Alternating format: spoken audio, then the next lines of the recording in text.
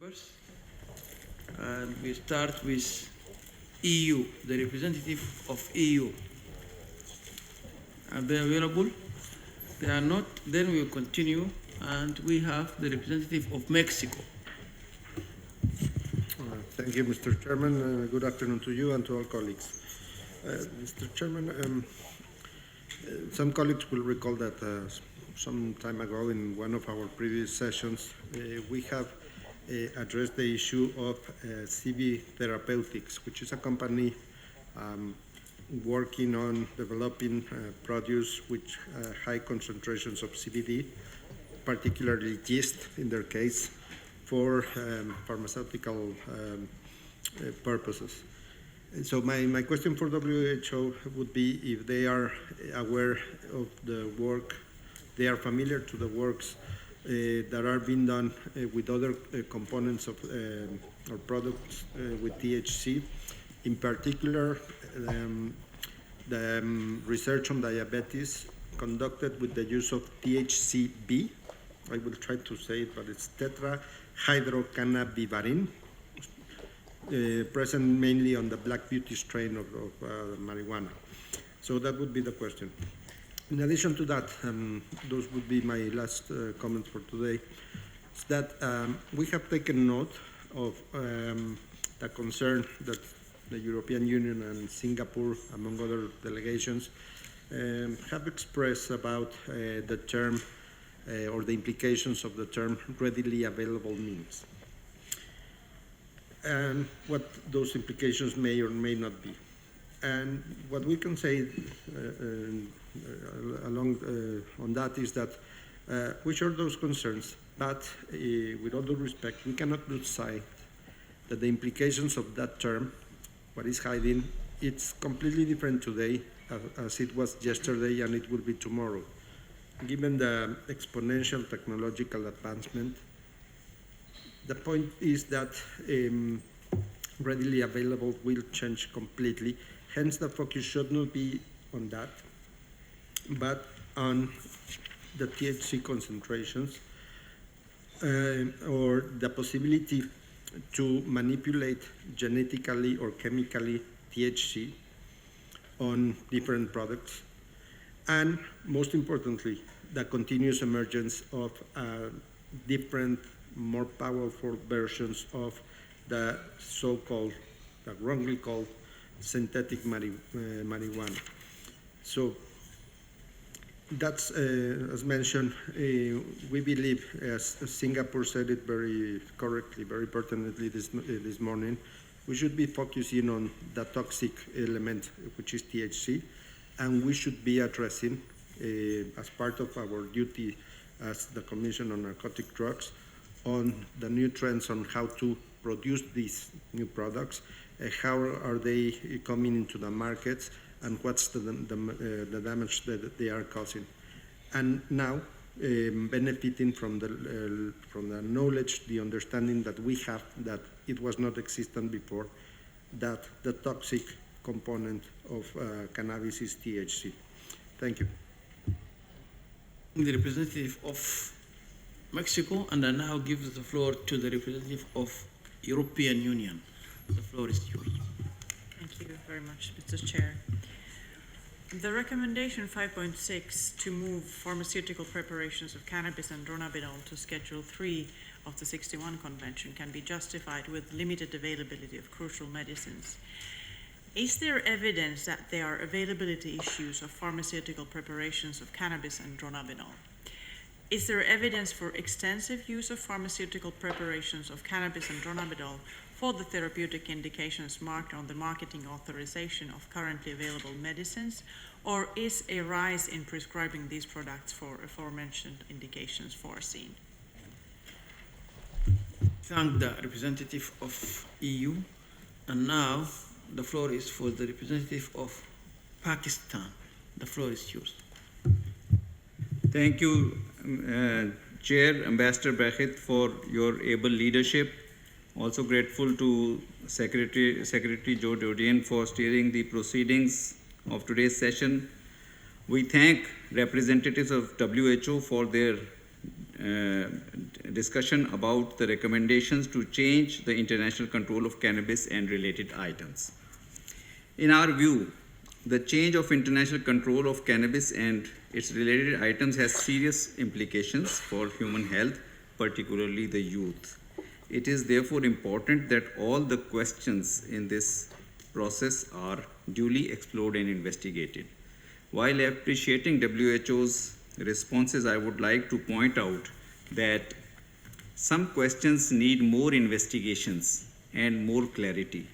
For instance, in response to a question by Pakistan about the scientific evidence that benefits of utilization of preparations of cannabis for research and scientific uses are greater than the risks of opening such substances, it was pointed out that this question is beyond the mandate of ECDD.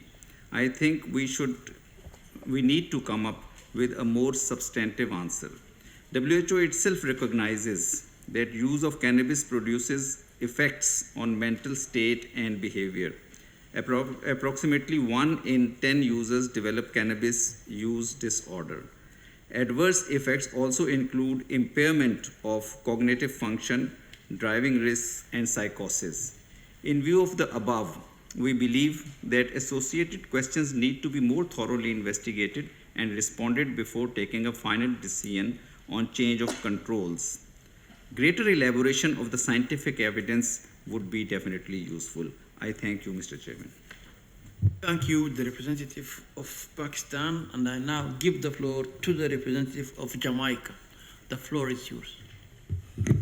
Thank you, Chair, and we also wish to thank you for your very able leadership of this meeting. Thank you also for convening us.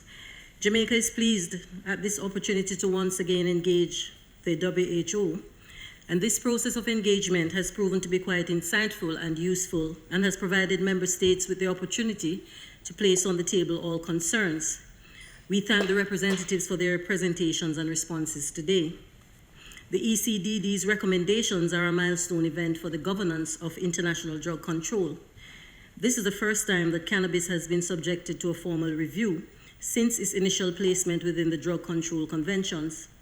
We therefore appreciate the need to provide member states with a platform to properly distill the issues and to garner a better understanding of the implications of the recommendations. We note the reiteration by the WHO this morning of why the review and what the recommendations are for. We'd also like to thank the WHO Expert Committee on Drug Dependence for their thorough analysis, comprehensive responses, and their willingness to engage. In Jamaica's view, these discussions have also been quite instructive. The questions and their detailed responses have moved us to concretize the long-held position that there is a need for a follow-up mechanism to review the global drug control architecture and to make recommendations for the consideration of member states on how best to recalibrate the global response. In this regard, we wish to highlight questions from the delegation of Mexico at the 4th intersessional meetings. In particular, those questions which sought information on the tools which are currently available to the medical and scientific communities and their current knowledge of cannabis in comparison to when the conventions were crafted. The WHO, in response, advised that there's a vast change in the understanding of cannabis since the establishment of the 1961 Single Convention, as there was very little research that investigated the medical uses of cannabis. The fact that it has taken 50 years for a review of cannabis to be undertaken is quite telling and even more concerning. It indicates that for 50 years, the medical and scientific community has not been able to fully explore and maximize the medical and scientific benefits of cannabis. It is our firm belief that a follow-up mechanism would serve to strengthen the relevance of the conventions and the flexibility needed to keep apace with global developments, as in the case of cannabis. Such a mechanism will also serve to bring balance between the mandates to prevent harm caused by the use of drugs with that of providing access to medicines. We strongly concur with the view expressed by the WHO at the 4th intersessional meeting, which they have reiterated in their written responses and in this morning's session, that it is the discretion of states as to whether they implement more stringent levels of control than what is recommended. Further, we submit that the recommendations are such that if approved and implemented, they could create an environment in which medical cannabis is exceptionally highly regulated. The recommendations could serve the purpose of reducing the quantity of illicit crop grown and the negative impact of the illicit cannabis markets. And so, Chair, though not wishing to pose specific questions at this time, we reiterate our firm support for the recommendations as a first step in the right direction, and we look forward to our continued engagement. Thank you. I thank the representative of Jamaica, and I now give the floor to the delegation of the World Health Organization to respond to those questions. The floor is yours. Thank you, Mr. Chair. Firstly, the question from Mexico concerning various compounds in the cannabis plant that might be used for a variety of medical indications. The committee was aware that there is a lot of interest in the potential therapeutic uses of compounds from the cannabis plant. And took note of the fact that there was a lot of research in this area. However, for a number of these compounds, it's still in preliminary stages of research, and certainly a long way from these compounds being approved for some of the different medical indications than those for which THC and cannabidiol are currently approved. But we note that there is a lot of research being carried out in that area. With the question from the EU about evidence of issues around availability, in general, we know that scheduling a drug does affect access if it is a medical drug. This has been studied with respect to drugs such as opioids. There are no current studies that we're aware of into those issues with respect to cannabis. It would require someone carrying out a specific research program to do that, to try and highlight issues around availability, because it is a very complex issue affected by a number of factors, economic and otherwise, as well as the schedules. So there's no specific evidence with regard to cannabis, but there is general evidence that control through the international schedules does reduce availability of medicines. And I think those are all the questions. I thank you very much. And still the floor is open if there is any other statements or comments or anything. The floor is open. If there is no any comments, I would like to thank the delegation of the World Health Organization for their answers, and would like to remind them that member states ask for a written summary of all the questions provided already today, and we expect you to arrange them at any time possible for you. Okay, yes, please. Thank you, Mr. Chairman. Yes, indeed, I think we will provide responses in writing, based also on the document that you have in front of you, but also based on some of the question and discussion that we have had today. So this will be reflected in the last version that you will get shortly. And again, to thank you all for this very stimulating and engaging discussion. And again, to reiterate the invitation that we are available for any face-to-face or bilateral meetings if you feel that some of the questions have not been answered.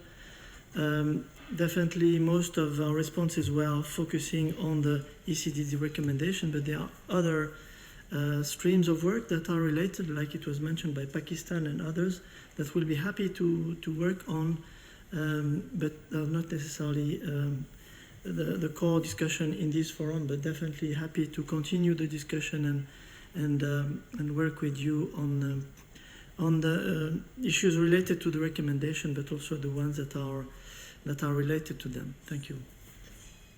So I thank you again.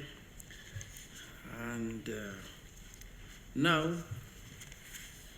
and in continuation of our considerations, I would like to invite the representative of the INCB Secretariat Mr. Stefano Bertrem to join us in the podium and answer the questions submitted by the state parties beforehand.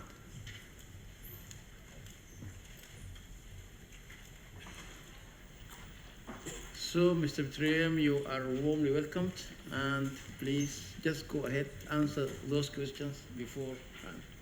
The floor is yours. Thank you, Ambassador Baquet, distinguished delegates, and as you know, also at the previous sessions, the Secretariat of NCB, provided some responses to the questions that were raised by member states, and I pointed out that these are some initial considerations from the INCB Secretariat, specifically in relation to the implication of the ECDD recommendation for the mandated work of the board. I said that the board will be reviewing the implication of the recommendations at this upcoming session in November 2019, and therefore I can only provide some clarification from the Secretariat viewpoint in relation to specific treaty-based function of the board, and I need to clarify that this is not an official statement from the board itself.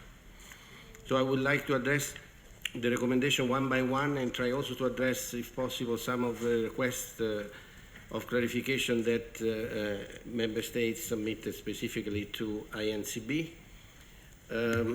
We did not circulate the text of this, but we will do that later through the Secretariat, but I will the text of it will be on the screen for you to follow, because some of the things are quite complicated, as you have been also witnessing this morning. So there was a set of general questions. The first one was from United States. What would be the practical impact of the recommendation for member states if all the recommendations are adopted, including our relationship with INCB and WHO?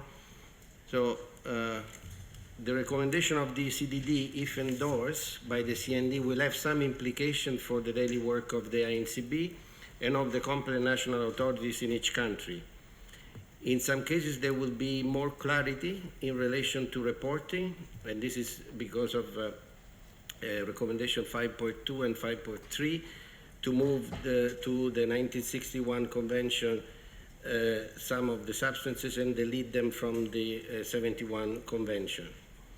Endorsement of this recommendation by the CND will result in some changes in the control of these drugs, because instead of assessments which are required in Schedule 2, 3, and 4 of the 71 Convention, in pursuant some ECOSOC resolution, government will need to submit estimates pursuant to the Article 19 of the 61 Convention. Also, regarding recommendation 5.1, deletion of cannabis and cannabis resin from Schedule 4, according to the Secretariat, this will not have a significant impact on the control measure already applied, because the two substances will remain in Schedule 1 of the 61 Convention. This was also mentioned by WHO this morning. Also, the deletion of extract and tinctures may be problematic for the monitoring of other cannabinoids that are not explicitly scheduled. The Secretariat knows also that the lack of definition of extract and tinctures has not facilitated control over these substances. Although we did not know the substance of the presentation of WHO this morning, I think some of clarification have been provided by the ECDD. However, this broad category, if retained, could be used to cover some of the intermediate products of cannabis, or could allow for the control of preparation with cannabinoids other than those explicitly listed in the schedule. This, however, would require a clear and unequivocal operational definition of this category to be agreed by member states to avoid differences in understanding of the drug under control. Regarding recommendation 5.5 on cannabidiol preparation, the main concern of the Secretariat in this regard is that this recommendation relates to its practical implementation at national level. In most countries, the chemical analysis down to the required threshold will not be possible because of lack of access to appropriate identification technique. In those countries where chemical analysis to be required for the accuracy of 0.2% is possible, it may not be feasible or considered to be good use of resources may not be employed. In addition, this recommendation will also give rise to an important question on the control of cannabis that is being cultivated for the extraction of CBD to be used for CBD preparation. So it is not clear to the Secretariat to which preparation also a 5.6 recommendation would apply. The term compounded pharmaceutical preparation is applicable to a large number of preparations and also is not defined what readily available means. I think there was some clarification that was provided earlier this morning about this. So the convention states if the drug in the preparation is not readily recoverable, the Commission may, in accordance with the recommendation of the World Health Organization, add that preparation to Schedule 3. However, in terms of implication, if this recommendation is endorsed by the Commission on Narcotic Drugs, the inclusion of this preparation in Schedule 3 will eliminate for some of the controls, such as those applicable to the international trade of these preparations, but not for the controlled substance contained in the preparation, delta-9 THC. So the manufacturer of delta-9 THC will need to be monitored and government will have to report statistics on its utilization for Schedule 3 preparation.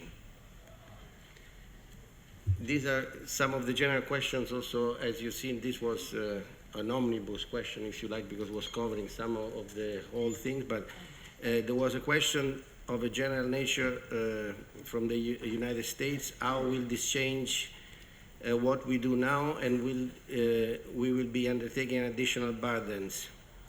So with cannabis raising THC and other components all listed in one convention instead of two, monitoring and reporting of these drugs might actually be easier, as only one control system, namely the one of the 61 convention, will apply, eliminating a possible source of confusion and misunderstanding on whether a particular component of cannabis will be under one or the other convention. This may lead to more clarity in reporting, facilitating international transaction among governments. As regards the INCB and its Secretariat, the emergence and continuous increase of the cultivation of cannabis for medical purpose has placed additional burdens on the capacity of the Secretariat, as there is an increasing need to provide advice on the treaty provisions to new producers of cannabis and review data and estimates and statistics submitted by governments. So also from the United States, does the NCB have the necessary resources to handle significant influx of information the NCB will receive? Well, the limited resources of the NCB and its Secretary have been strained by the need to monitor at global level the cultivation, manufacture, trade, and consumption of cannabis and cannabis derivatives, leading to challenges in terms of timely and effective processing of government's requests. The Secretariat believes that it will need more regular budget resources to effectively perform the function mandated by the Convention. At country level, parties permitting the cultivation of cannabis plants for the production of cannabis resin are required to apply to such cultivation the system of control provided in Article 23. This includes the establishment of an agency responsible for designating area, issuing licenses for cultivation, purchasing and taking physical possession of such crops as soon as possible, as well as having the exclusive right of importing, exporting, and wholesale trading and maintaining of stocks other than those held by manufacturers. INCB has the obligation to monitor these provisions. The United States asked how INCB will use it. I suppose it's referring to the information. So the information will be used to monitor the global cultivation, manufacture, trade, and consumption, as it is the case for all controlled substances, as well as to ensure a balance between supply and demand of cannabis raw material and cannabis derivatives to ensure availability for medical and scientific purposes, but also to avoid, as prescribed by the conventions, the accumulation of quantities in excess of those required for the normal conduct of business, having regard to prevailing market conditions. Still, the United States asked, the NCB stated that the industrial use are limited to fibers and seed. The convention does not expressly state a limitation. What is the basis for the NCB interpretation that the phrase fibers and seed means exclusively fibers and seed? The International Drug Control Convention do not establish a threshold of cannabinoids under which the cannabis plant could not be considered under international control. The purpose of the cultivation of cannabis plant remain relevant to the determination of the applicable measures. The board has stated in its 2018 report that the 61 Convention limits the cultivation of cannabis for industrial purposes to fibers and seed. The cultivation of the cannabis plant for industrial purposes, other than those explicitly indicated in Article 28, Paragraph 2, should not be considered licit. The adoption of a practical threshold related to the capability of detection or liability of the abuse may be considered as possible method through which a state party could differentiate cannabis plant cultivated for purposes other than the production of cannabis or cannabis resin from other purposes, as long as this method is used in line with the objective of the 1961 Convention, including to prevent the misuse and illicit trafficking of cannabis. However, the extraction of the cannabinoids from the plant would require the use not only of the leaves, but also of the whole plant, including the flowering tops, under control as cannabis, that may contain a small percentage of THC that in the plant itself may not be considered suitable for abuse, but in the process of extraction of the cannabinoids may result in significant quantities becoming available. Then specifically on the recommendation, the one on cannabis and cannabis resin to be deleted from Schedule 4 of the 61 Convention, the United States asked, cannabis and cannabis resin are currently scheduled under 61 Convention. Does this also trigger the estimated statistical system, or does the fact that the plant is scheduled exclude the estimate system, which is why it is not needed to move THC to 61? Estimates and a statistic needs to be provided for drugs scheduled in Schedule 1 of the 61 Convention. If THC is moved to Schedule 1 of the 61 Convention, an estimate will be required. Currently, governments submit assessment for Delta 9 THC quantities, and the governments have to apply a different control system to the plant and some of associated components. Regarding recommendation 5.2, that Delta 9 tetrahydrocannabinol or dronabinol to be added to Schedule 1 of the 61 Convention and deleted from Schedule 2, and also dronabinol and stereoisomers Delta 9 tetrahydrocannabinol to Schedule 1 of the 61 Convention. The question from Singapore was that it was stated in the NCB comments that the endorsement of these two recommendations by the CND will result in a number of additional control measures required for states under the 61 Convention. One of these requirements is that member states will require to submit estimates for these isomers.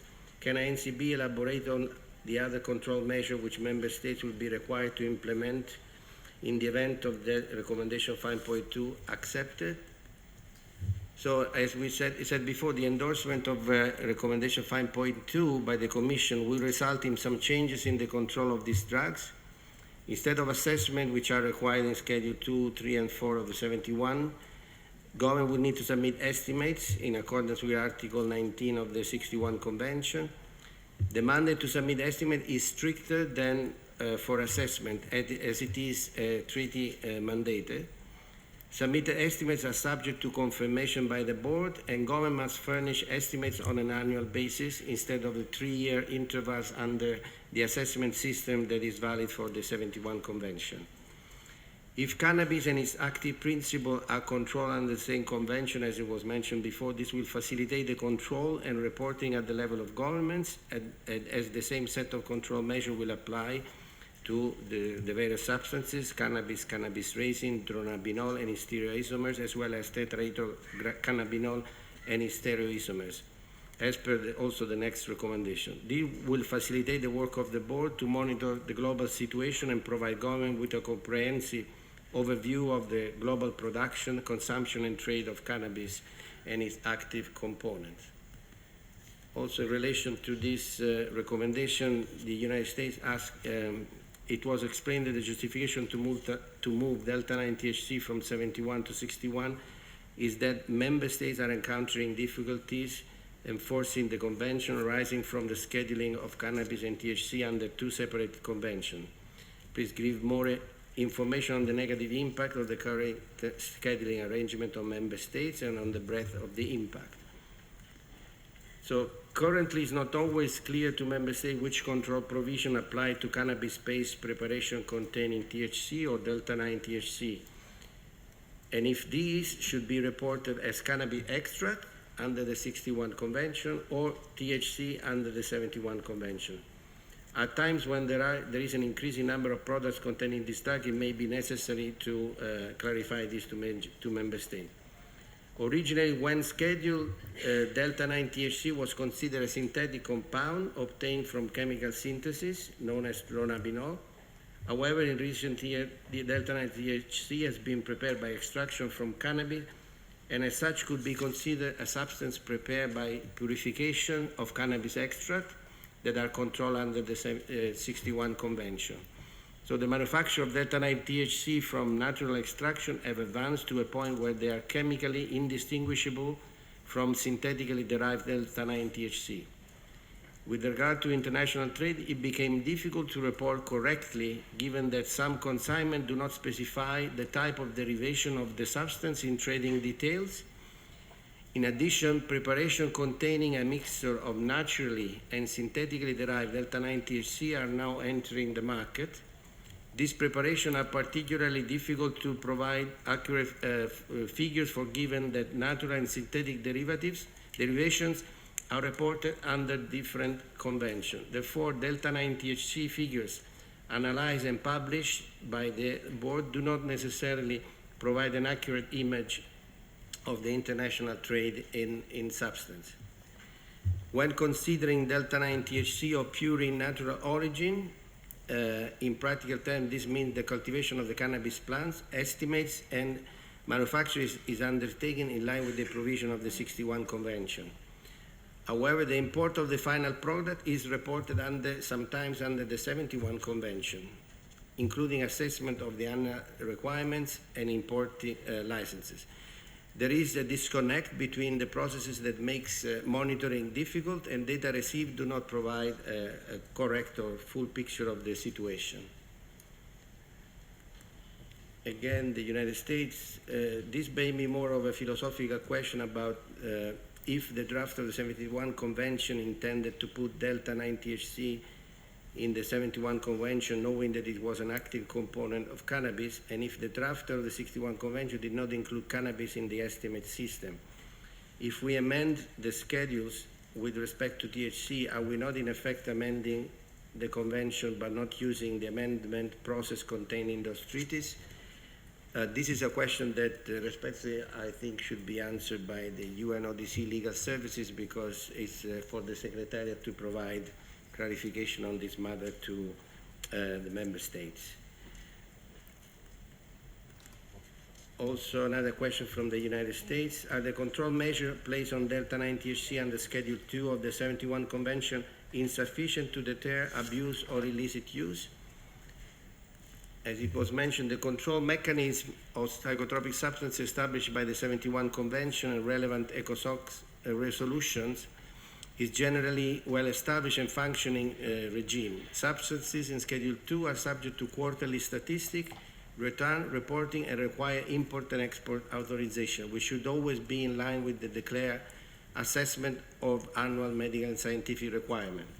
However, regarding delta-9 THC, there is a general discrepancy in data due to the disconnect mentioned earlier between the listing under the two conventions, and thus in the global monitoring of the actual trade and in the consumption of the substances. It's therefore difficult to evaluate to what extent are the control measures in relation to delta-9 THC effective. The United States asked what specific new control measure that the 61 Convention placed on delta-9 THC that would decrease the extent or likelihood of abuse. As we mentioned, instead of assessment which are required for schedules of the 71 Convention, government will need to submit estimates in relation to the 61 Convention, and the mandate to submit estimate is stricter than those for assessment. So again, the estimates are subject to confirmation by the board, and therefore there is, if you like, more capacity by the board to monitor the consumption and trade of these substances. But in terms of abuse at country level, this is difficult to establish because it depends on the further control measure that are established at national level. But certainly in terms of the international trade, this will probably make the control stricter, and also the production at national level will be more controlled because the estimates will need to be submitted and monitored by the board. Again, the United States, would any additional control measure placed on Delta 9 THC as a result of the controlling under 61 place any additional limits on the availability of the preparation containing Delta 9 THC for legitimate medical and scientific purposes?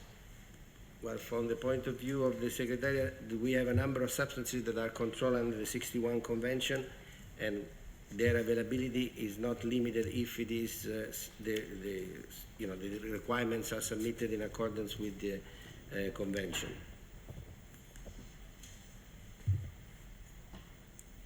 United States again asks, currently cannabis extracts that contain Delta 9 THC are internationally controlled as preparation under Article 3 of the 71 Convention. If the Commission were to accept recommendation to move Delta 9 THC from the 71 to the 61, would some degree of control over this preparation be lost? No, as already said, the control requirements under the 61 Convention are stricter. However, Article 3 of the 71 Convention refers to exempted preparation, and it permits a state party to exempt from some control preparation that contain psychotropic substances other than those listed in Schedule 1 of the 71 Convention. An exception may be made only when preparation presents negligible or no risk of abuse and the psychotropic substances cannot be readily recovered in quantity liable to abuse. To take advantage of that provision, a state party must notify the Secretary General in writing of the name and the composition of the exempted preparation and the measure of control for which it is exempted. Regarding recommendation 5.4 on extract and tinctures, the United States explain the rationale for removing extract and tinctures, that the NCB get information from member state currently through the estimate system. Is it useful? If tincture and extracts are removed, does the NCB lose anything? Please explain what is meant by the category is no longer adequate. So the Secretariat receives estimates mentioning extra more often recently, and also more often than tinctures, that need to be converted into quantity of cannabis. However, the nature and characteristic of these extracts and tincture varies considerably with different brand names and packaging and different contents. The use of such a broad general category that fits a large number of cannabis-based drugs may no longer be adequate to ensure proper control. However, this broad category, if retained, could be used to cover intermediate products of cannabis, or it could allow the control of preparation with cannabinoids other than those explicitly listed in the schedule. As we mentioned before, this, however, would require clear and unequivocal operational definition of this category to be agreed by member states to avoid differences in understanding of the drugs under control. Thank you, Chair. Thank you very much, Mr. Bertrand, for your comprehensive elaboration and answers. And now I open the floor for member states if they want to comment, to ask, or to give statements. The floor is open for you. And I see the flag of the United States of America. The floor is for you. Thank you, Chair. may I begin by saying thank you very much to the INCB for that very thorough explanation in response to the questions, many of which were posed by my delegation. But we do very much appreciate your efforts here. We wonder if you could possibly address whether some of the aims to be achieved through adoption of the recommendations by the ECDD could be accomplished through voluntary measures by member states. I mean, could we in the Commission, for example, call upon each other to, on a voluntary basis, provide the additional estimates that would be available if the substance was moved from the 71 to the 61, and by doing that, not having to make such a major shift in the legal framework that we have. Thank you. Okay, so Mr. Bertram, you can answer this question. Yeah, I mean, again, I think maybe you and ODC Legal Service will be able to provide you a legal answer to this, but if a substance is under the 61 Convention, the estimates are mandatory. There is no voluntary submissions. In fact, countries that do not submit estimates to or any estimates for substances to the board establish for them what are the estimates that they need. For example, if there is a country that failed to submit what is called Form B, the board will look at previous years of the kind of substances that the country had been reporting as consuming, and would establish for that country an average of the past years' use of those substances. And this is done basically to enable the country to import the substances, because without an estimate, the country will not be able to import the substances if necessary. So therefore, this is to say that it's not only that the country are mandated to submit an estimate. In case a country fails to submit an estimate, the board is mandated to establish it for them. So if the substance is under the 61, I don't think there is any possibility for a voluntary option, if you like. There is, in the 71 Convention, for example, the report on consumption is not mandatory, it's done on a voluntary basis, and I think in the last years the Secretariat has received more and more information of consumption by member states, which is also very useful for us to perform our monitoring function. But in the 61, as far as I can tell, there is not such a possibility to have a voluntary estimate or the possibility to submit on a voluntary basis estimates. I thank you, Mr. Bertram, and the floor is still open for member states to give statements. And I see the flag of Nigeria. The floor is yours. I thank you, Mr. Chair, for giving me the floor. And let me start by expressing our appreciation to the INCB for the very detailed presentation responding to the questions that have been earlier submitted to the organization. I want to perhaps frame my questions around some of the responses that the INCB has given in the course of its presentation.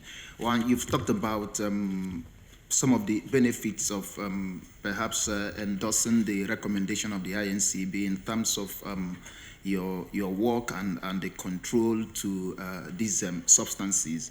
I want to ask, is there anything, because you mentioned that if we have this control under one convention, that it might assist in your work. I would, or this delegation would like to know if there is anything the INCB will be doing differently if we perhaps vote in favor of this recommendation that the INCB is not doing at the moment under this control regime. That is number one.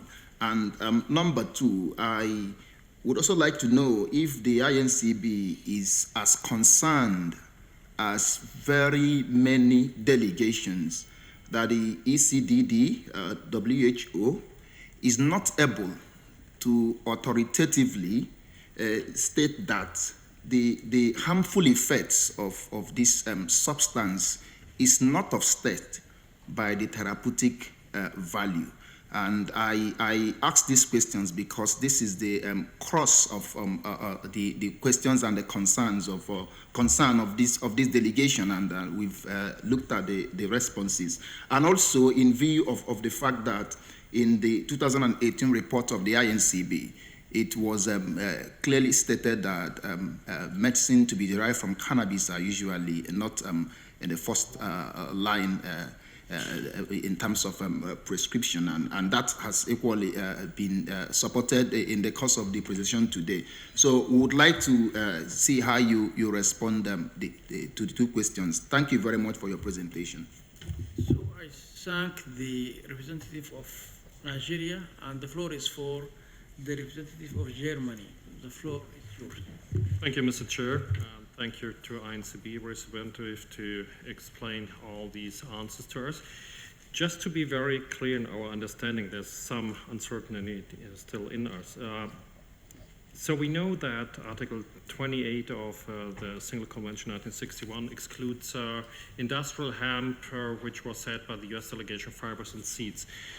Does that really mean, and that's a question for clarification, that preparations or tinctures or extracts coming from industrial hemp are not allowed under conventions for oral consumption products? Do we understand that right?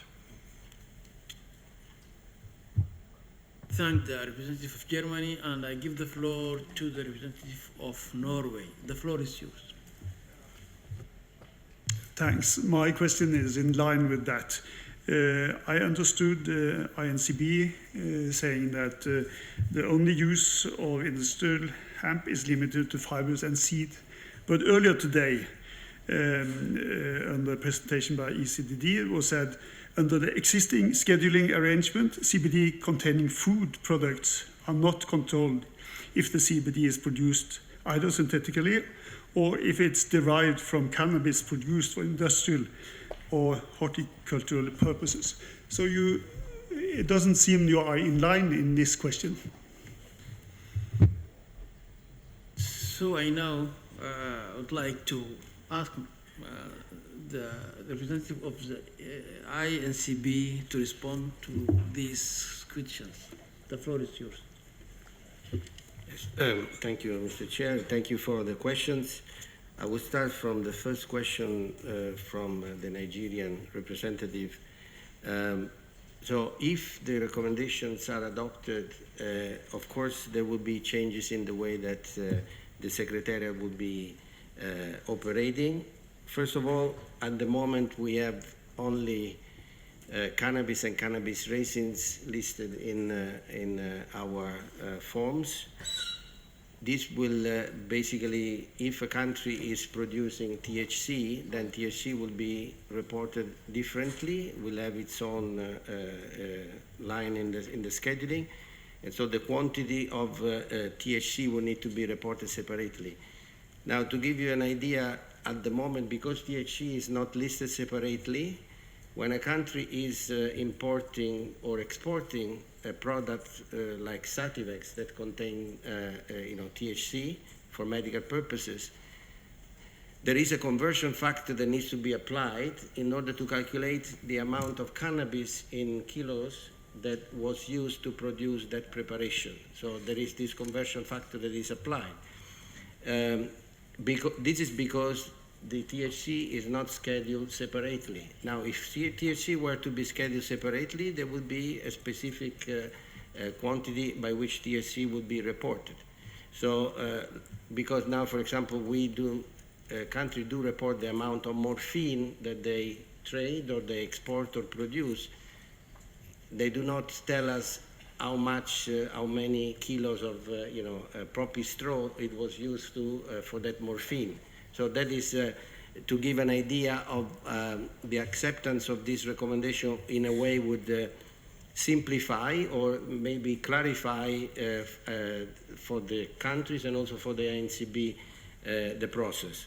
So I don't know if this helps in clarify the issue with the delegate from Nigeria. I think I mentioned also the other factors such as the need for estimates to be produced, also the fact that the import and export certificate will need to be submitted and so on and so forth. So in general, for the control of substances under the 61 Convention, the requirements are much stricter than the 71, and there is the capacity, if you like, at global level and also at national level to ensure that there is no diversion from the illicit trade that is authorized for medical and scientific purposes.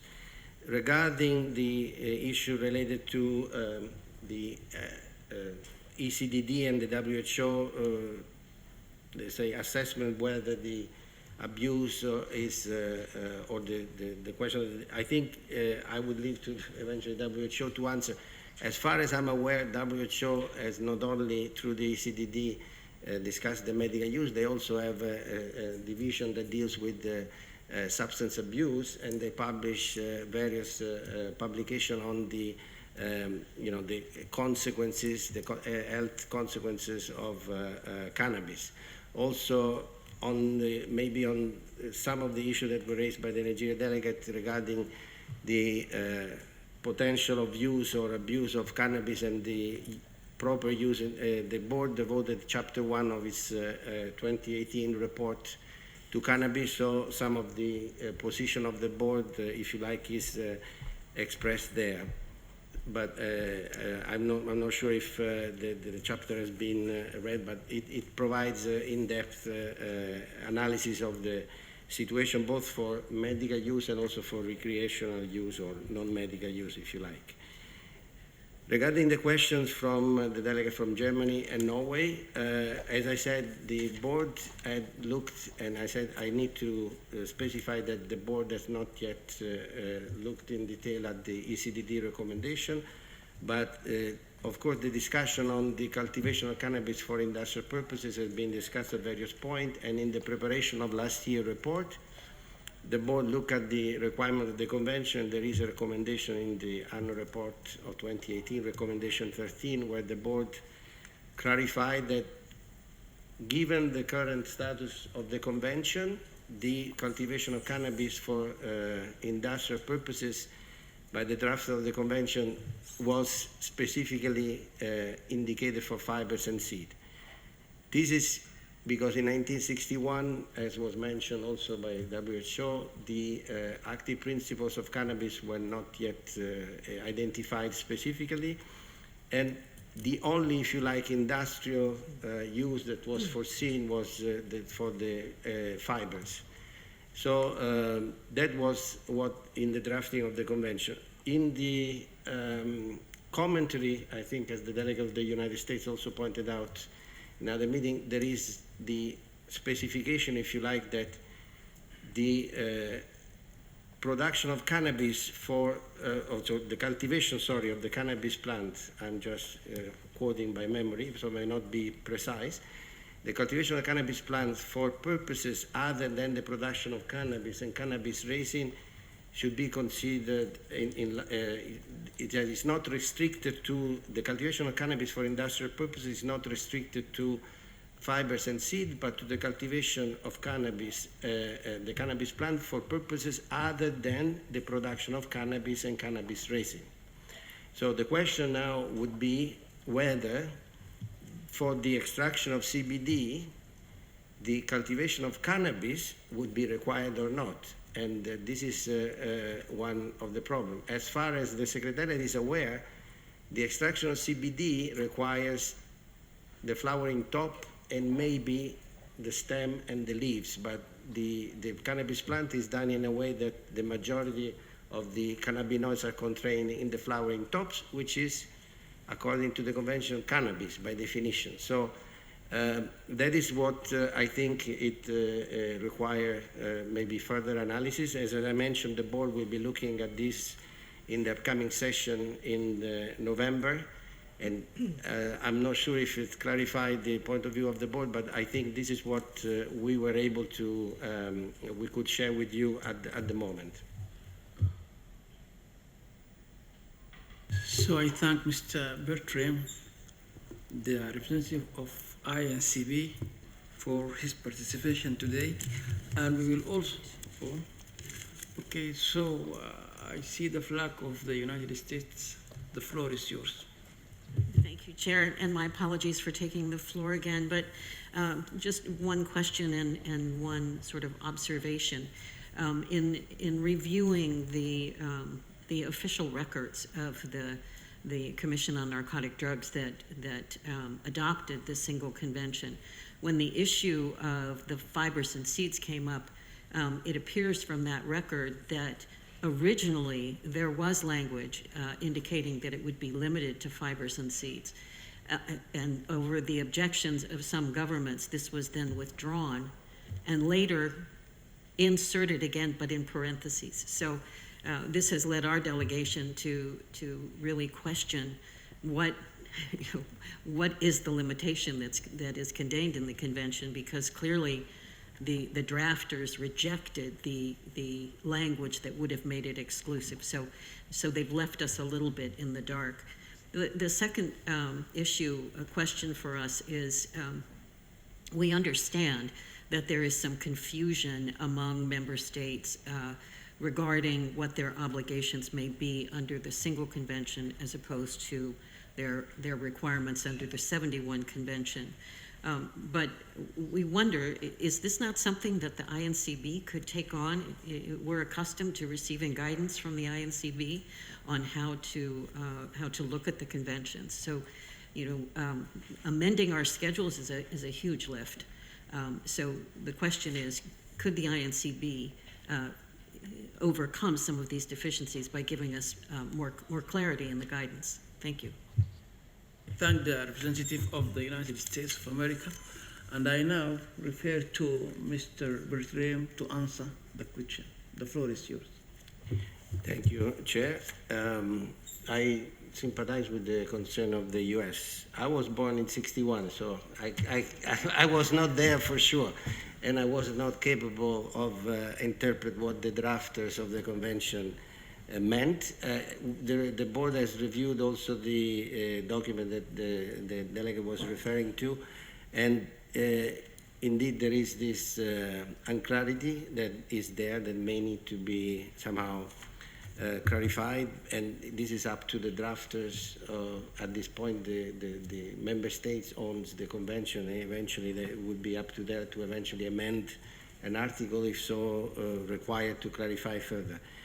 But from the point of view of the board, we have to read what is in the text, and as you know, the treaty is the fundamental text. The commentary is something that helps, but it's not a definitive text, and also the proceedings of the drafting of the convention are also not definitive text that the member states sign, because they sign the treaty, not the commentary or the proceedings. So that is where we are, and the parentheses and the specification of fibers and seeds seems to may indicate that it's only limited to that, because otherwise they could have put, for example, but they didn't. So again, I am as puzzled as you are why they didn't do it, but at the moment we have to work with the language that is there. Also, regarding the confusions, indeed, even before the ECDD looked at the cannabis, and we had questions from countries where they were supposed to report THC, etc. So what the board did, and encouraged countries to report the synthetic one in the 71 convention, while the one that was derived from cannabis, from plant origin, to be reported under the 61 convention, but as I mentioned before, as cannabis, because we did not have specifically listed THC under the 61 Convention. So we were asking countries to tell us if you have imported this THC that was from plant origin, what was the amount of cannabis that was necessary to produce that quantity, and then we would report it as quantity of cannabis in kilograms. So, however, even though we have been providing advice to a number of countries to proceed like this, there is still some countries that were unsure and were not able to distinguish, and as I mentioned in my presentation, also some countries that are importing may not know even those that are exporting may not know for sure whether the origin of the THC that they are importing or exporting is synthetic or plant-based, or if there is a mix of the two. So this is the difficulties that I think we had. So, but again, I think it's for the member states to consider carefully the recommendation of the ECDD, and the board will faithfully execute what the member states decides, because then it will become basically the part of the convention in terms of scheduling. Thank you. I thank you, and I now give the floor to the representative of Nigeria. The floor is yours. I am so sorry for taking the floor again, Mr. Chair, but just a follow-up to the question I asked based on the response that we got. What we had wanted to know is whether perhaps this new approach that you intend to adopt in any event that this recommendation passes through, whether this new approach will in any way improve the work of the INCB in terms of the control of these substances, much more than it is achieving now that we have this control, the current control regime. And secondly, when we sought the opinion of the INCB in terms of the position of the ECDD, WHO, that the abuse is they are not able, and there is no substantial evidence that the therapeutic value would offset the abuse. We're actually seeking the opinion of the INCB, not a response from the ECDD, because we already have enough response from WHO. Thank you.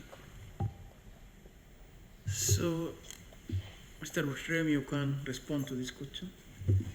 Thank you for the follow-up question.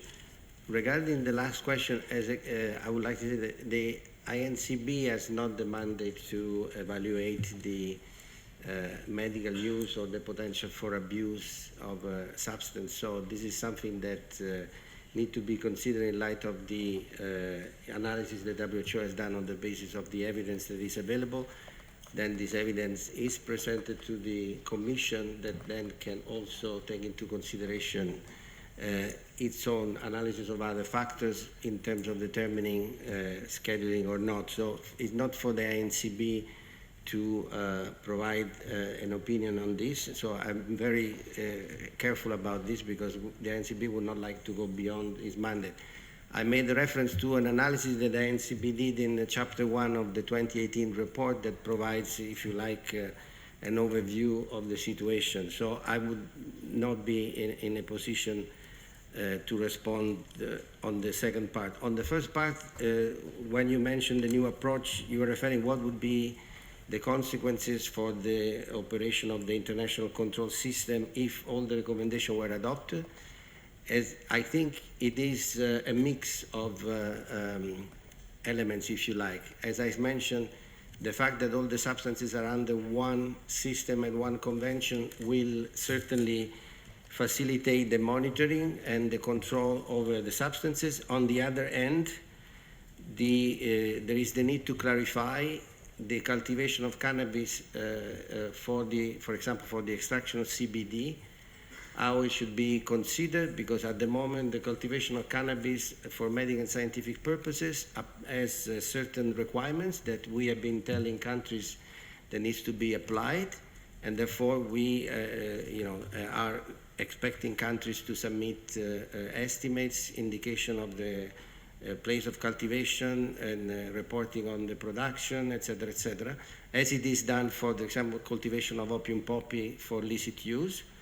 So, however, there are some countries that may interpret the fact that the, let's say, the CBD is not scheduled, and if they are cultivating cannabis for the extraction of CBD, then therefore there is no need for control requirement. I think the position of the board has been that, I think in the last intersessional I gave the example of the cultivation of opium poppy rich in noscapine that is not under control.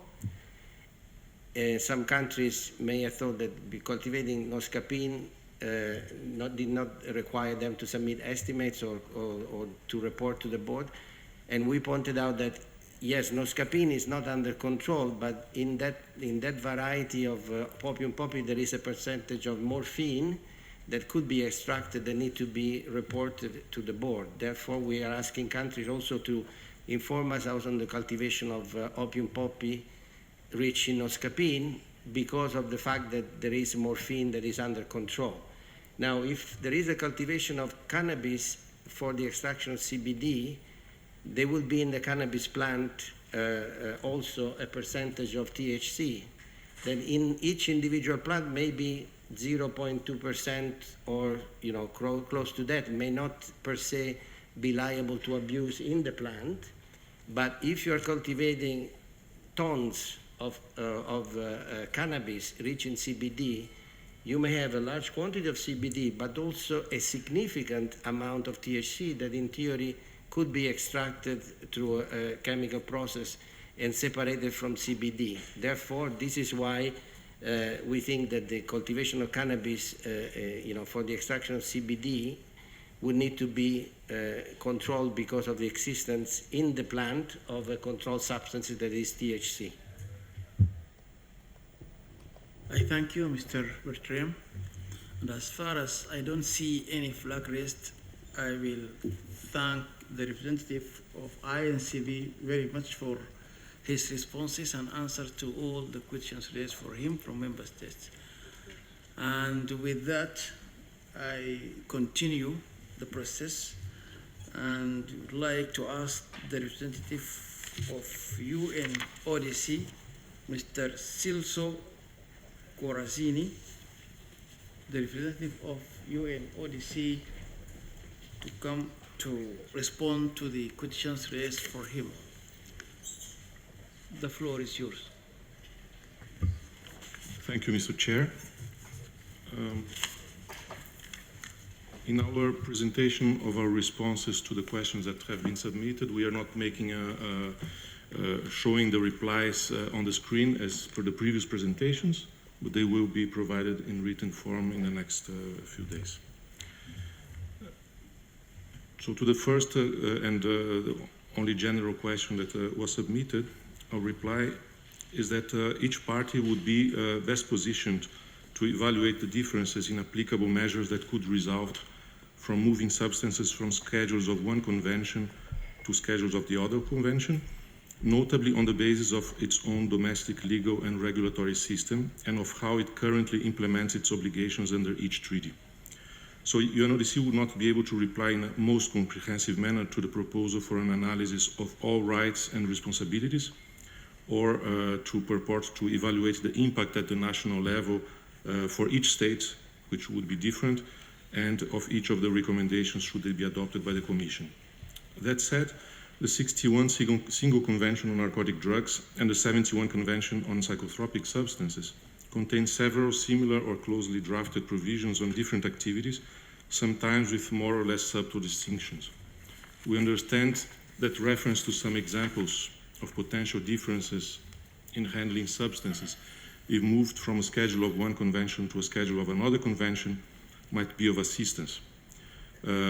As was explained by our colleague from the Secretariat of the INCB, the 61 Convention has a stricter system of periodic returns of estimates of requirements for narcotic drugs than the 71 Convention, so-called voluntary assessments of annual medical and scientific requirements, which are based on an ECOSOC mandate, as was explained.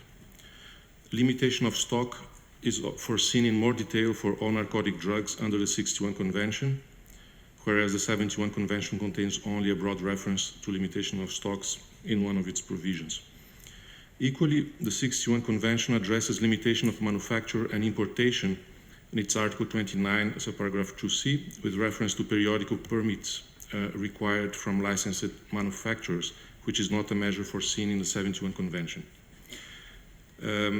We will provide in our written response an illustrative list of control measures accompanied by the respective provisions of each convention as a reference tool, and we hope that will be useful.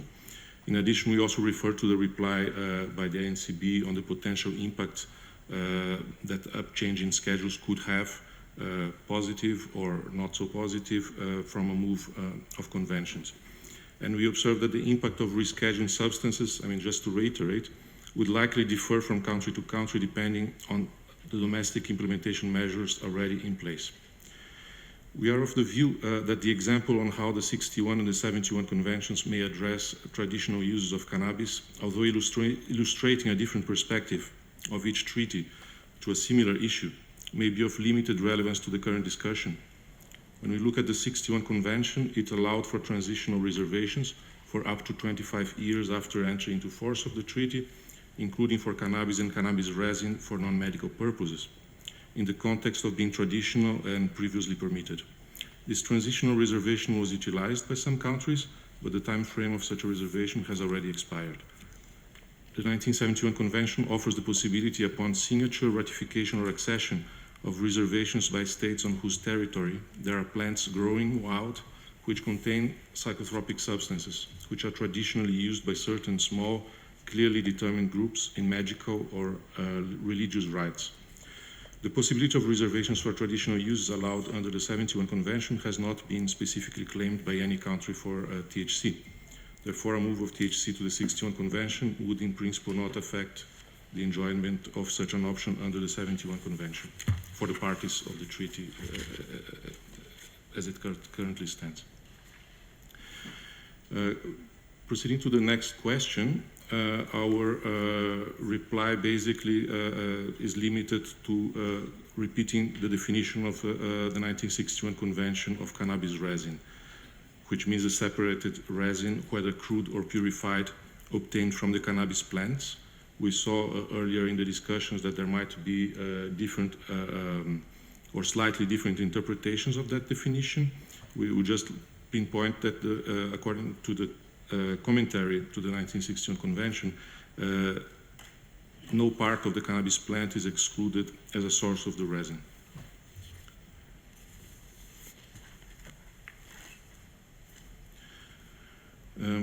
Concerning the next question, the World Health Organization has explicitly included in its notification to the Secretary General a recommendation to the Commission that applies to both cannabis and cannabis resin. We would refer the scientific justifications to the WHO, which I believe were provided, on the reasons why WHO considered it appropriate to assess together these substances, which have separate but related definitions and are subject to the same rules. As a matter of practice, the Secretariat presents the Commission the scheduling recommendations as they have been made by the WHO. The practice also followed by the Commission, that has been followed by the Commission, has been to vote on the recommendations as they are presented.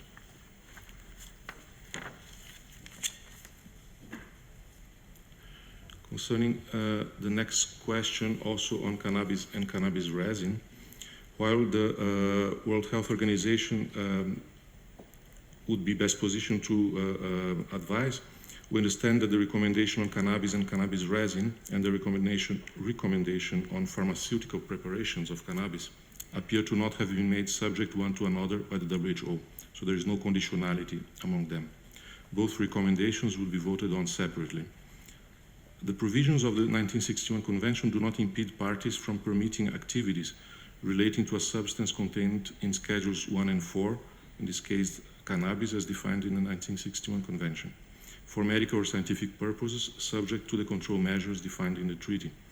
The 1961 Convention also does not contain provisions that would impede the scheduling of certain preparations of drugs that are in Schedules 1 and 4 in Schedule 3, if it is so decided. We just would like to observe that the term botanical cannabis isn't included in the 61 Convention, and there are treaty provisions applicable to the cultivation of the cannabis plant, which wouldn't be modified by changes in the schedule.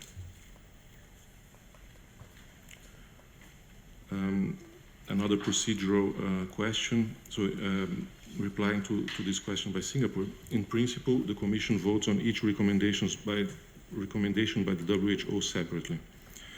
Recommendations are in general independent from each other.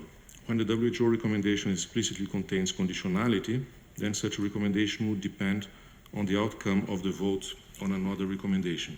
For example, recommendation 522 to delete dronabinol from the 71 Convention and 531 to add tetrahydrocannabinol to Schedule 1 of the 61 Convention are phrased as being subject to the adoption of 521 to add dronabinol to Schedule 1 of the 61 Convention.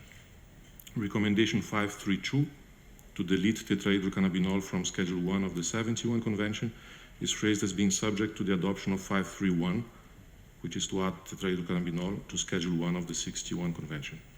So replying to the question, if recommendation 521 would not be adopted by the Commission, then recommendation 531 would not be put to a vote in relation to moving tetrahydrocannabinol.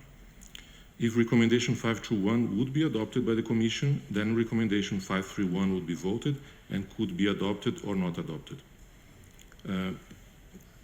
As the members of as the audience is aware of, the Commission's attention is drawn to the different majority requirements of the 61 and the 71 Conventions, which could possibly affect the outcomes of voting on the individual recommendations.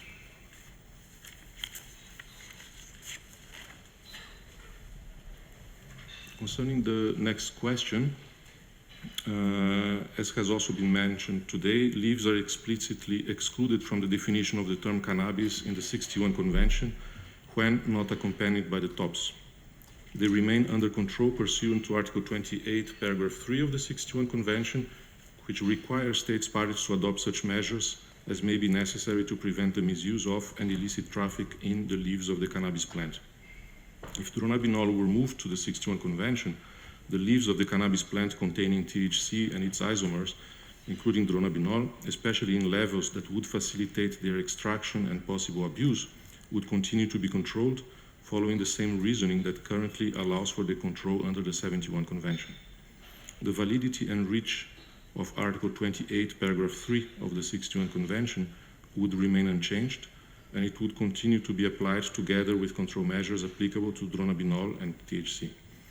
If moved to a schedule of the 61 Convention, THC would constitute a scheduled substance on its own, separate from cannabis or cannabis resin, and both synthetic and naturally extracted THC would continue to be covered under one treaty, as the colleague from the Secretariat of the NCD has emphasized. Concerning the next question, we have to say we looked into the official records of the UN Conference for the adoption of a protocol on psychotropic substances, which preceded the adoption of the 1971 Convention, and found no particular explanation for the decision to include THC in the 71 Convention instead of the 1961 Convention.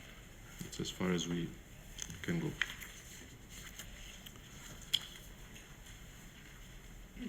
Article 28, Paragraph 1 of the 61 Convention addresses the cultivation of the cannabis plant for the production of cannabis or cannabis resin. Thus, the interpretation of the provision also depends on the definition of cannabis and cannabis resin, which are provided in Article 1 of the Convention. If following the WHO recommendation 5.5, a footnote was added to Schedule 1, clarifying that preparations of cannabis or cannabis resin containing predominantly CBD and not more than 0.2% of delta-9 tetrahydrocannabinol would be excluded from international control, this would in consequence affect the scope of Article 2, Paragraph 3 when applicable to preparations of cannabis. The scope of Article 28, Paragraph 1 of the 61 Convention would in principle not be modified in relation to the way states parties currently implement that provision. Article 28 would continue to apply to the cultivation of the cannabis plant for the production of cannabis and cannabis resin, as understood today, to to the extent that only preparations fulfilling the conditions described in the footnote would be excluded from international control. Some countries hold the interpretation based on the object and purpose of the treaty provisions that preparations derived from cannabis that are not psychoactive, such as rich in CBD and very poor in THC content, would already now fall outside the scope of control of the Convention. This can also be seen as an analogy to or a consequence of the exclusion of control over cannabis for industrial purposes, where countries in practice limit the THC threshold admissible for cannabis grown for such purpose. Equally, other countries follow a more literal interpretation and apply control measures to preparations of CBD, no matter how poor they would be in THC content, recognizing that they fall under the definition of preparations of cannabis or cannabis resin under the 61 Convention. These countries would likely continue adopting the same interpretation, irrespective of whether THC would be controlled under the 61 Convention or continue to be controlled under the 71 Convention. So it appears that recommendation 5.5 would seek to clarify that CBD preparations falling under the scope of the proposed footnote would be excluded from international control. The provision of Article 28, paragraph 3 of the 61 Convention that requires parties to adopt measures to prevent the misuse of and illicit trafficking the leaves of the cannabis plant would continue to apply.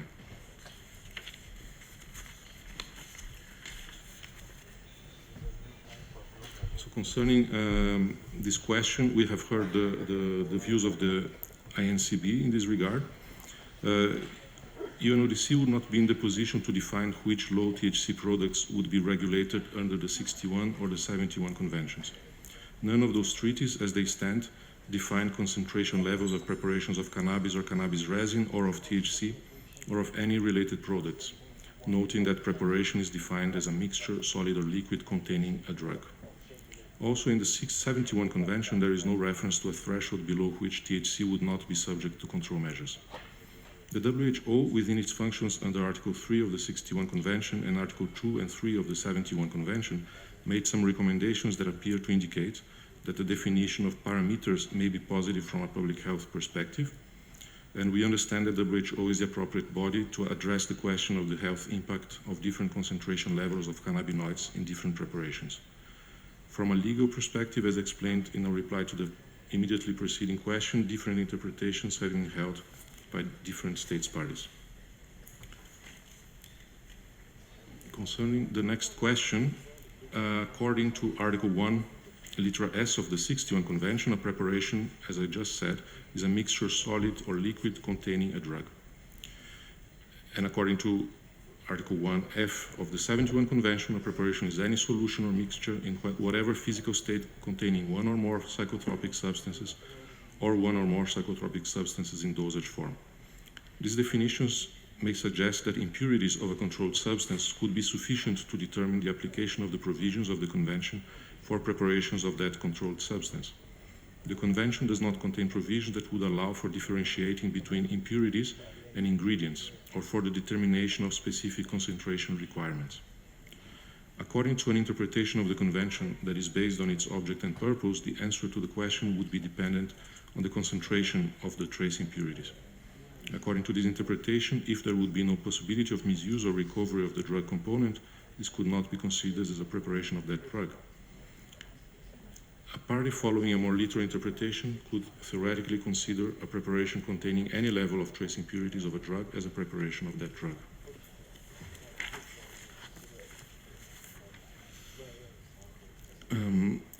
Concerning this question, we have to say that the question does not provide for enough elements for a specific answer. Generally speaking, it is not strictly necessary for the Commission to hold any vote. It is up to the Commission to decide on whether to do so. Furthermore, the World Health Organization would normally not make a recommendation for the Commission not to schedule a substance that is not yet under international control in a scheduling proceeding initiated by the WHO itself.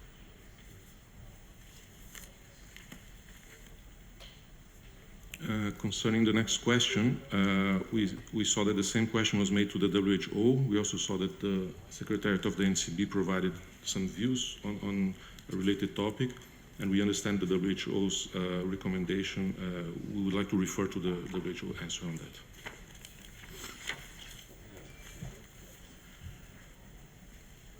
So concerning the next sequence of questions, we'll put them together because they're related to a similar aspect.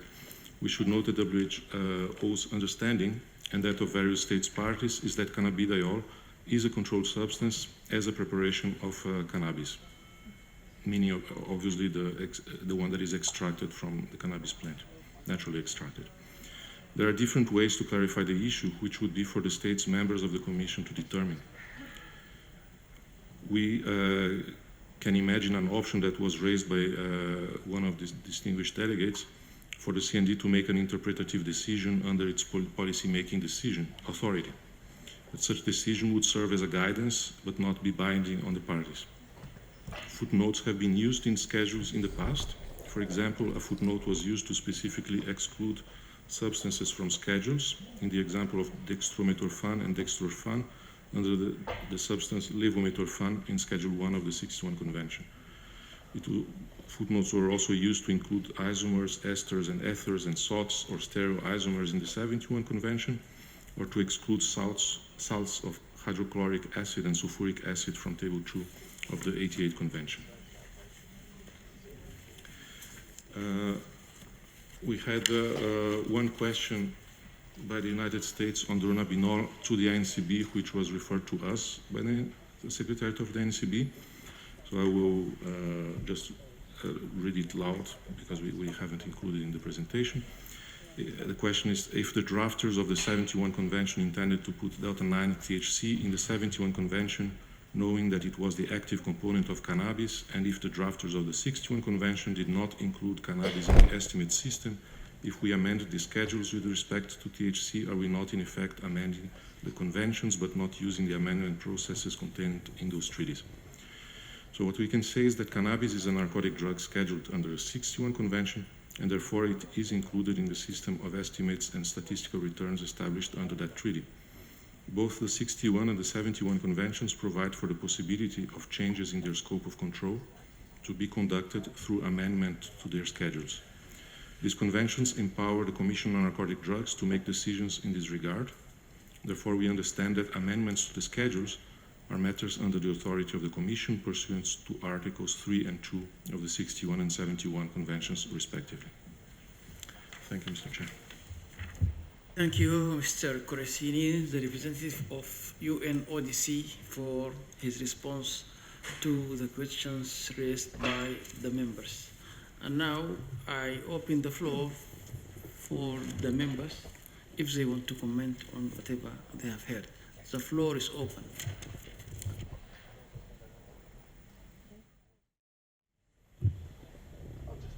See the flag of the United States. The floor is yours. Thank you, Chair.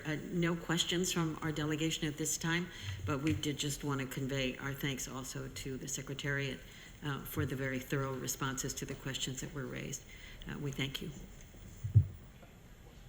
So I thank you very much, and I thank UNODC for the responses and for the answers to all the questions. And now we go to agenda item other business.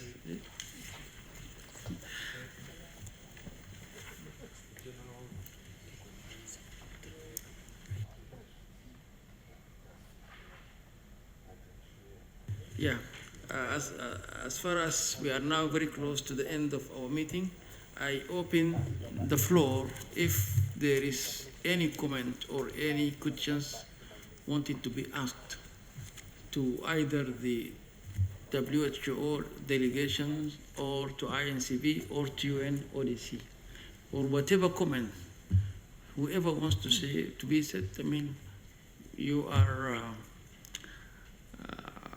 acceptable, and the floor is open for you.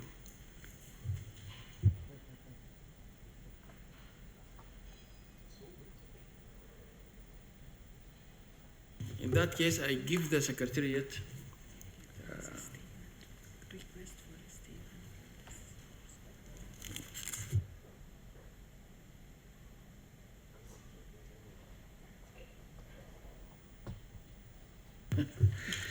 Okay, yes, we will now have to give the floor to Mr.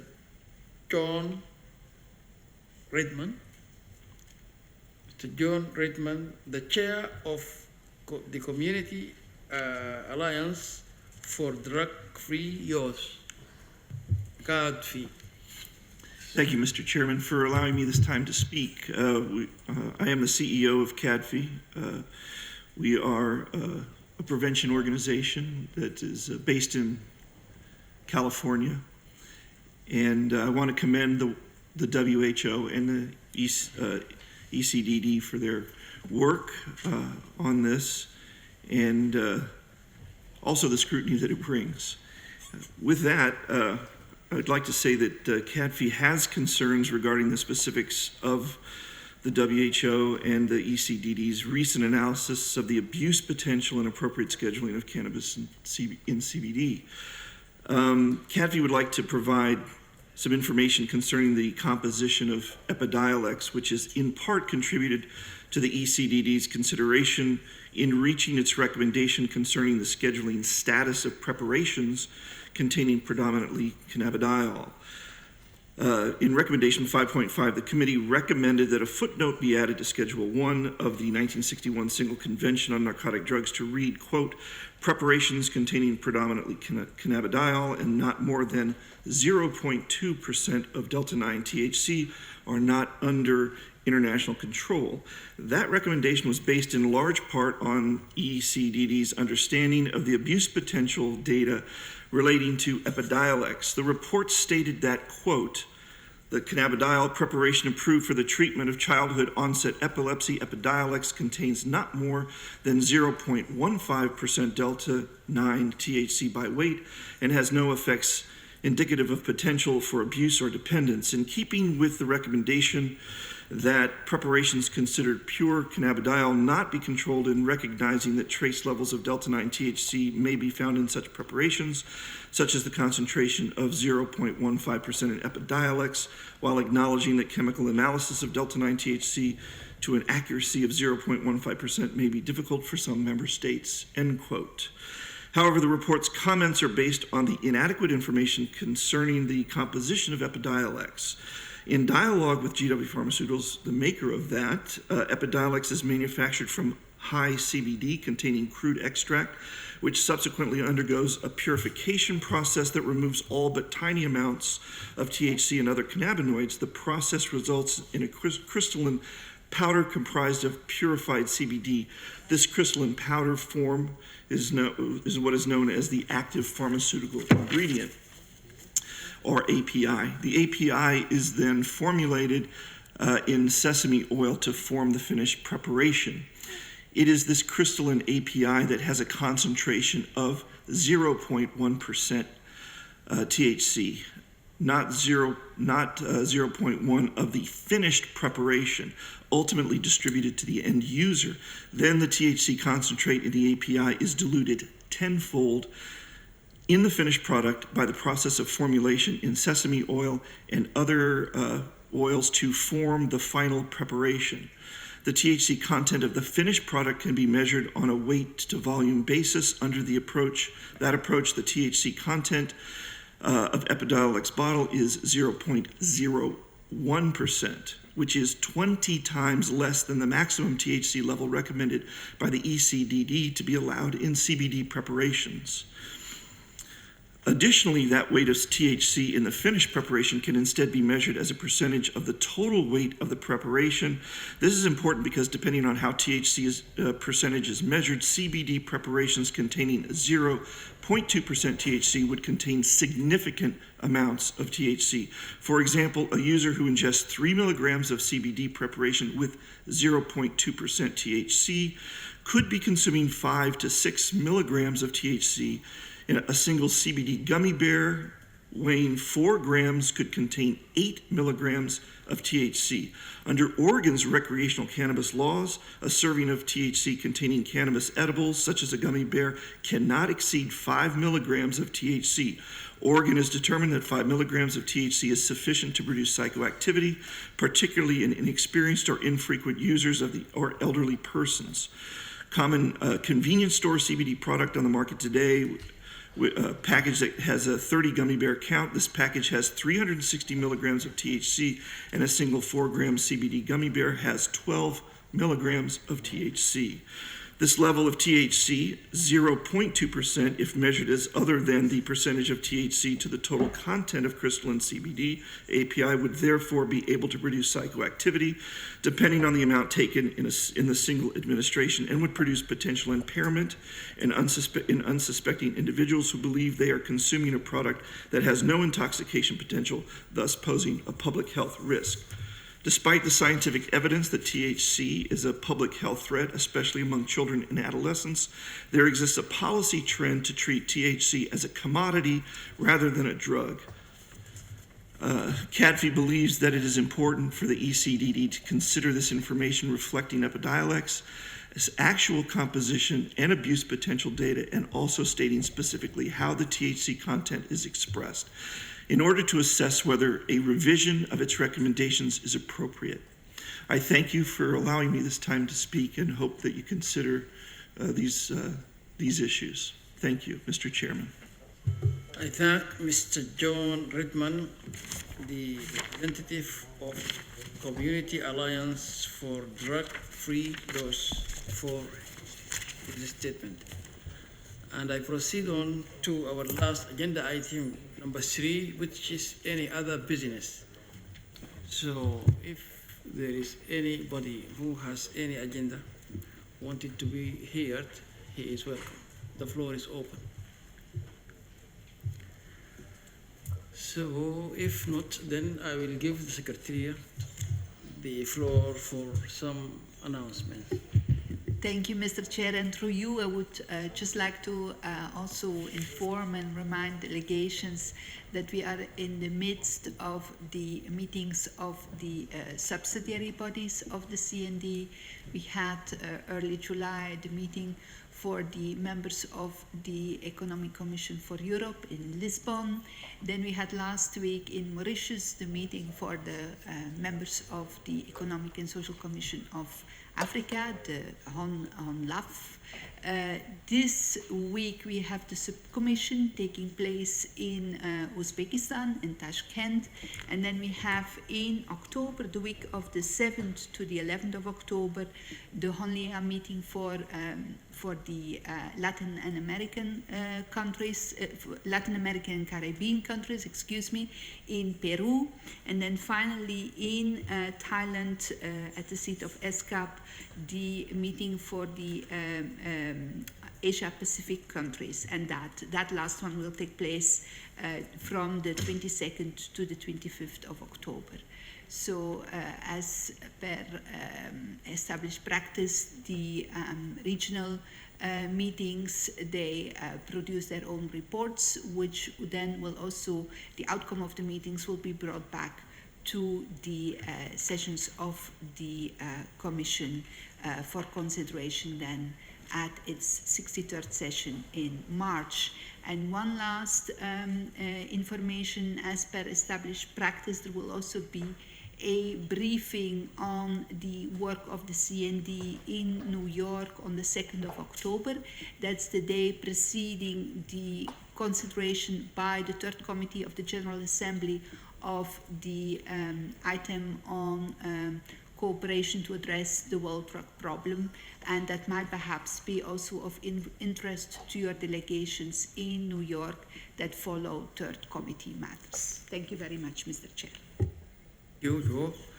And with that, if there is nothing else, then I will consider this meeting adjourned. And I thank you very much for coming here today and for your productive meeting. See you.